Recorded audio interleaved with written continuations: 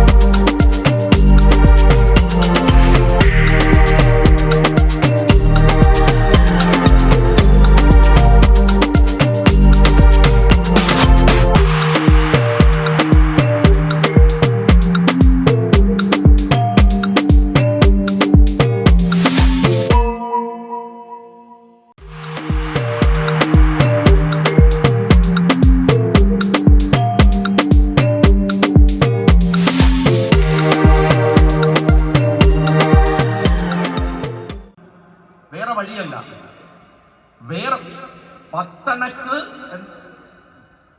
കത്തി വാങ്ങി കുത്തി വാങ്ങും പാകിസ്ഥാൻ എന്ന് മുദ്രാവാക്യം വിളിച്ച മലബാറിലെ മാപ്പിളയെ അരപ്പട്ടയുടെ കൂടെ ഒരു കത്തി കൂടെ വെക്കാതെ മാപ്പിളയുടെ ചിത്രം പൂർത്തിയാവാത്ത മലബാറിലെ മാപ്പിളയെ കത്തി വാങ്ങി അറബിക്കടലിലേക്ക് വലിച്ചെറിഞ്ഞവന്റെ കയ്യിൽ പേന വെച്ചു കൊടുത്ത രാഷ്ട്രീയ പ്രസ്ഥാനത്തിന്റെ പേര് ഇന്ത്യൻ യൂണിയൻ മുസ്ലിം ലീഗ് എന്നാണ്.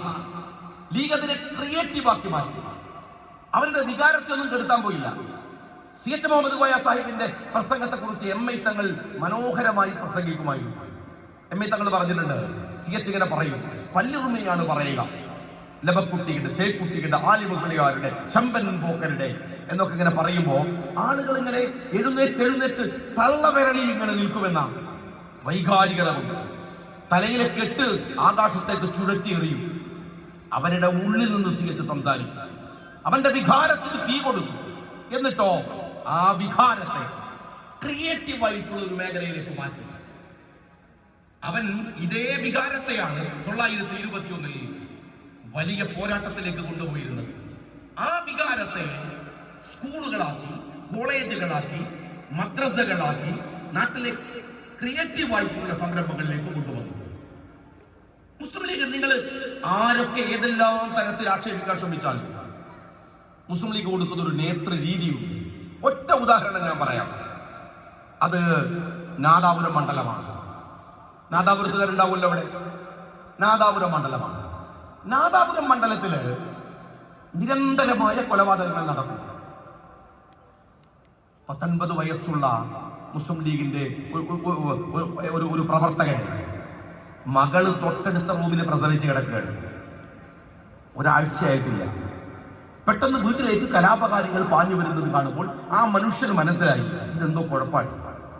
മകളെ റൂമിനകത്ത് കയറ്റിയിട്ട് റൂം പൂട്ടിയിട്ട് അയാൾ പുറത്തു നിന്നു. ആ മനുഷ്യനെ കഴുത്തറുത്ത് കൊല്ലുന്നത് ബഹളം കേട്ട് ജനവാതിൽ തുറക്കുന്ന പ്രസവിച്ച് കിടക്കുന്ന മകള് കാണുകയാണ്. എത്ര കലാപങ്ങൾ, എത്ര പേര് മരിച്ചു. ആ കലാപത്തിലൊക്കെ സംഭവിക്കുന്ന കേസുകൾ നടത്താൻ കോടിക്കണക്കിന് രൂപ നാദാപുരത്തുകാർക്ക് ചെലവായി. പക്ഷെ അപ്പോഴും നാദാപുരത്തിന്റെ തെരുവിൽ 27 വിദ്യാഭ്യാസ സ്ഥാപനങ്ങൾ ഇന്ന് തല ഉയർത്തി നിൽക്കുന്ന തരത്തിൽ വളർത്തിക്കൊണ്ടുവരാൻ മുസ്ലിം ലീഗ് പാർട്ടിയുടെ ഒറ്റ നേതൃത്വമാണ്. എങ്ങനെയാണ് ഒരു ജനതയെ പ്രയാസങ്ങൾക്കിടയിൽ നിന്നും ക്രിയേറ്റീവായിട്ട് വളർത്തിക്കൊണ്ടുവരിക എന്ന് ലീഗ് കാണിച്ചിട്ടുണ്ട്. മുസ്ലിം ലീഗ് അതിന് നേതൃത്വം കൊടുത്തിട്ടുണ്ട്. സ്വാതന്ത്ര്യത്തിന് ശേഷമുള്ള ഈ പ്രയാണത്തിൽ നിൽക്കാൻ, മുഖ്യധാരയിൽ നിൽക്കാൻ അവർക്കുള്ള രാഷ്ട്രീയ വിശ്വാസ പിൻബലം കൊടുത്തു ലീഗിന്റെ നേതൃത്വം. പണ്ഡിതന്മാരിങ്ങനെ നിരയായി നിന്ന് ലീഗിനെ ആശീർവദിച്ചു. മഹാനായ കണ്ണിയത്താണ് മുസ്ലിം ലീഗിന്റെ വേദിയിൽ വന്ന് ഈ കൂട്ടായ്മയെ അല്ലാഹുവേ തകർക്കരുതേ എന്ന് പ്രാർത്ഥിച്ചു. എല്ലാവരും ഒരുമിച്ച് നിന്ന് ഒരു ആത്മീയമായ ഒപ്പം രാഷ്ട്രീയമായ 2 തരത്തിലുള്ള ഒരു നേതൃത്വം ഈ സമൂഹത്തിന് കൊടുത്തത് കൊണ്ട് അവർക്ക് പിടിച്ചു നിൽക്കാൻ കഴിഞ്ഞു എന്ന് മാത്രമല്ല, അവർ ഈ രാജ്യത്തിന്റെ മുഖ്യധാരയിൽ ഒഴുകിച്ചേർന്നു. എല്ലാവരോടും പറഞ്ഞു നാട്ടിൽ പണിയെടുക്കണം, പഞ്ചായത്തിൽ മത്സരിക്കണം, നിങ്ങൾ അവിടുത്തെ നിയമസഭയിൽ മത്സരിക്കണം. അപ്പൊ എന്താ കാര്യം? അവർ നാട്ടിലിറങ്ങും, നോട്ടീസ് ഒട്ടിക്കും, പോസ്റ്റർ ഒട്ടിക്കും. അപ്പൊ നാട്ടിലൊരു കിണർ വരികയാണ്, അവൻ കൂടി സഹായം കൊടുക്കും. സ്കൂള് വരികയാണ്, എന്റെ നാട്ടിലൊക്കെ സ്കൂൾ വരുമ്പോ അവിടുത്തെ എല്ലാ ലീഗ് കാരണവരും അതിന് വാടകയ്ക്ക് സ്ഥലമെടുക്കാൻ ഓടുന്നത്, അവസാനം മുല്ലഹാജി മദ്രസയിലെ ഒരിടം സ്കൂളിന് വേണ്ടി ഒഴിഞ്ഞു കൊടുക്കുന്നത്, അങ്ങനെ അങ്ങനെ അങ്ങനെ അങ്ങനെ മിങ്കിൾ ചെയ്തിട്ട് ഹിന്ദുവില്ല, മുസ്ലിമില്ല, ക്രിസ്ത്യാനിയില്ല, മനുഷ്യൻ അവന്റെ പ്രശ്നങ്ങൾ എന്നിടത്തേക്ക് പൊതുതലത്തിലേക്ക് അവനെ ഉയർത്തി. ഇതിന് വലിയ പങ്ക് രാഷ്ട്രീയമായിട്ട് മുസ്ലിം ലീഗ് വഹിക്കുകയും ചെയ്തു. മറുഭാഗത്ത് വേറൊരു പ്രശ്നം ഉണ്ടായിരുന്നു. അതെന്തെന്നാൽ ഇന്ത്യൻ ജനാധിപത്യത്തെയോ ഇന്ത്യൻ സ്വാതന്ത്ര്യത്തെയോ അംഗീകരിക്കാതെ, സ്വാതന്ത്ര്യത്തിന്റെ അസ്തിത്വം അംഗീകരിക്കാതെ അപ്പോഴും നിന്ന ഇന്ത്യയിലെ ഒരു പാർട്ടി എന്ന് പറയുന്നത് കമ്മ്യൂണിസ്റ്റ് പാർട്ടി ആയിരുന്നു, CPM ആയിരുന്നു. അവർക്ക് ഈ രാജ്യത്തിലെ സ്വാതന്ത്ര്യം അംഗീകരിക്കാൻ കഴിഞ്ഞില്ല. നിങ്ങൾ ഈ ചരിത്രത്തെ കൃത്യമായി പരിശോധിക്കണം. CPI ആ നിലപാടിൽ നിന്ന് പിന്നീട് മാറി. ഈ അവസരത്തിൽ മുസ്ലിം സമുദായ നേതൃത്വം എടുത്ത മറ്റൊരു ജാഗ്രത, നിങ്ങളുടെ മക്കളെ കമ്മ്യൂണിസ്റ്റ് പാർട്ടിയുടെ പിടിയിൽ പെടാതിരിക്കാനാണ്. അത് വലിയ ശ്രമങ്ങൾ ഉണ്ടായി. സമുദായ നേതൃത്വം അതിന് നേതൃത്വപരമായ പങ്ക് വഹിച്ചു. അന്നത്തെ ഉസ്താദുമാരുടെ പ്രസംഗങ്ങൾ, അന്നത്തെ മുജാഹിദ് പ്രസ്ഥാനത്തിന്റെ പ്രവർത്തനങ്ങൾ, എത്രയോ ക്ലാസുകൾ, ഞാനൊക്കെ ചെറിയ പ്രായത്തിൽ നാട്ടിൽ നടക്കുന്ന ക്ലാസുകളിലെ മുഖ്യ വിഷയങ്ങളിൽ ഒന്ന് ഇസ്ലാമും കമ്മ്യൂണിസവും തമ്മിലുള്ള വ്യത്യാസമായിരുന്നു. ഐഡിയോളജിക്കലായി ഒരു മുസ്ലിമിന് കമ്മ്യൂണിസ്റ്റ് ആവാൻ കഴിയില്ല എന്ന് നിരന്തരമായി ക്ലാസ് എടുത്തത്, ദുനിയാവിലെ നിങ്ങളുടെ ആഗ്രഹങ്ങൾക്ക് വേണ്ടി നിങ്ങൾ ആ ആഗ്രഹങ്ങൾക്ക് വേണ്ടി ആഖിറം നഷ്ടപ്പെടുത്തരുത് എന്ന് കൃത്യമായി പഠിപ്പിച്ചു. ഇതിലെന്താ ഉണ്ടായത്? ഈ കമ്മ്യൂണിറ്റി കമ്മ്യൂണിസ്റ്റ് പ്രസ്ഥാനവുമായി ഇഴചേർന്ന് പോകുന്നത് തടുക്കപ്പെട്ടു. പലയിടത്തും ഉണ്ടായി. എന്നാൽ നിങ്ങൾ മനസ്സിലാക്കേണ്ട ഒരു കാര്യമുണ്ട്. ആ സമയം മുതൽ, നേരത്തെ സലാം സാഹിബ് പറഞ്ഞ പോലെ മുസ്ലിം ഇസ്ലാമോഫോബിക് ആയിട്ടുള്ള പുതിയ സ്റ്റേറ്റ്മെന്റുകളൊക്കെ ഉണ്ട്. പക്ഷേ സമീപകാലത്തുള്ള ഒരു പ്രശ്നത്തിലേക്ക് വരാനാണ് ഞാനിത് പറയുന്നത്. കമ്മ്യൂണിസ്റ്റ് ആശയവുമായി യോജിക്കില്ല എന്ന മുസ്ലിം തീരുമാനത്തിന് ഒരുപാട് ഘടകങ്ങളുണ്ട്. അതിലൊന്ന് എം ശങ്കരൻ നമ്പൂതിരിപ്പാട്. ശങ്കരൻ നമ്പൂതിരിപ്പാട് കേരളത്തിന്റെ പൊതുരാഷ്ട്രീയ മണ്ഡലത്തിൽ അദ്ദേഹത്തിന്റെ പങ്കൊക്കെയുണ്ട്. അദ്ദേഹം കേരളം ഉണ്ടാക്കി എന്ന ബഡായിയൊക്കെ നമ്മൾ പറയാറുണ്ട്. ആ ജാതി ഒരു പുരോഗതിയും അദ്ദേഹത്തിൻ്റെതായിട്ട് ഉണ്ടായിട്ടില്ല എന്ന് ചരിത്രപരമായ സത്യമാണ്.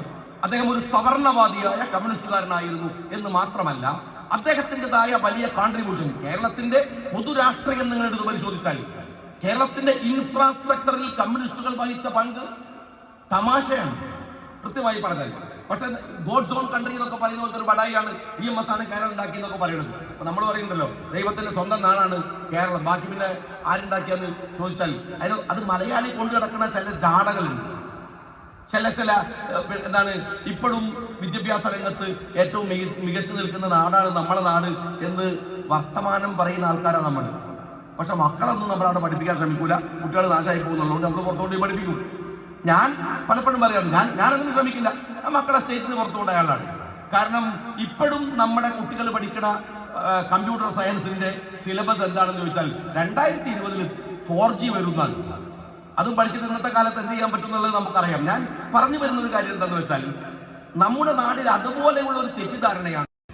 പക്ഷെ ഇന്ത്യ രാജ്യത്തെന്നല്ല ലോകത്ത് ഒതന്റിക്കായി ഒരു മുഖ്യമന്ത്രി ലവ് ജിഹാദ് എന്ന പ്രയോഗം നടത്തുന്നത് VS അച്യുതാനന്ദനാണ്. മലപ്പുറത്തെ കുട്ടികൾ കോപ്പിയടിച്ച് ജയിക്കുന്നു എന്ന് പറഞ്ഞിട്ടുണ്ട്. നേരത്തെ സലാം സാഹിബ് പറഞ്ഞ പോലെ ഒരു ഇസ്ലാമിക് സ്റ്റേറ്റ് ആക്കാൻ കേരളത്തെ ശ്രമിക്കുന്നു എന്ന് പറഞ്ഞിട്ടുണ്ട്. പക്ഷെ ഞാൻ പറയുന്നത് പ്രത്യക്ഷത്തിൽ ഈ വർത്തമാനങ്ങൾ പറയുന്ന VS അച്യുതാനന്ദനേക്കാൾ അപകടകാരി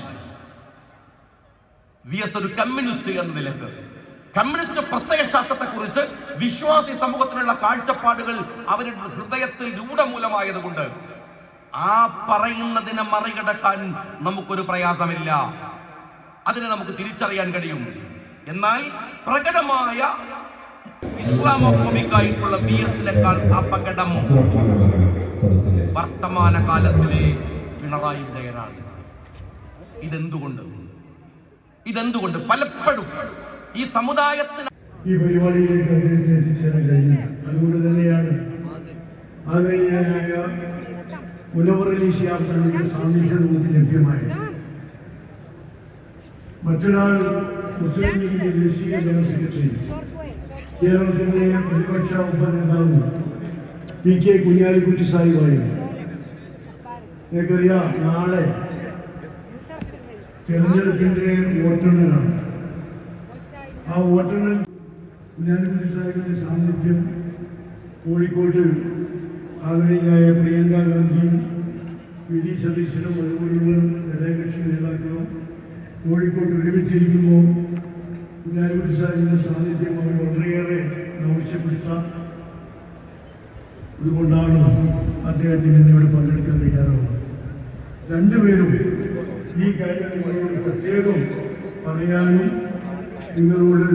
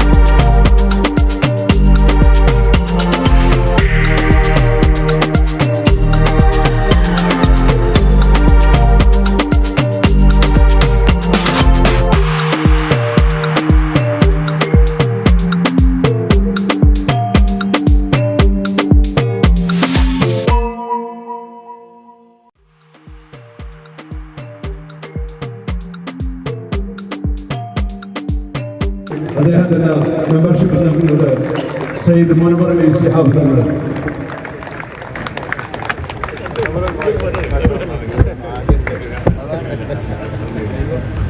കുവൈറ്റ് മലയാളി പൊതുസമൂഹത്തിലെ സാമൂഹിക സാംസ്കാരിക രംഗത്തെ നിറഞ്ഞ സാന്നിധ്യവും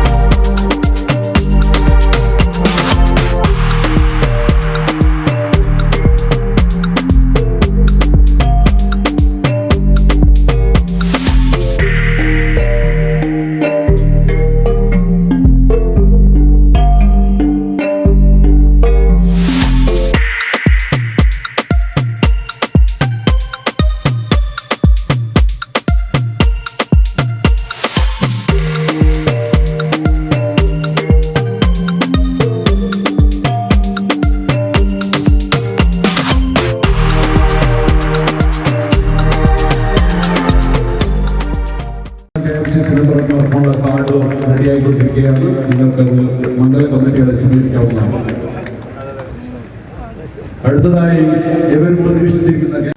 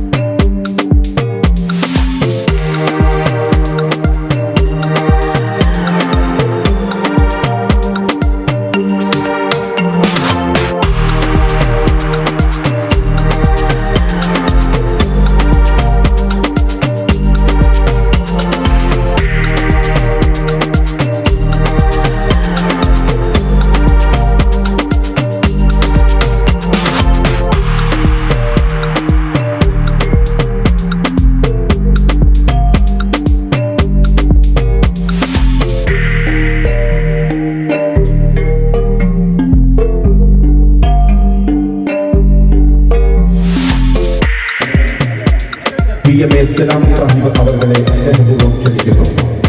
പ്രിയങ്കരനായ KM മുറാജി സാഹിബിനെ സ്നേഹപൂർവ്വം ക്ഷണിക്കുന്നു.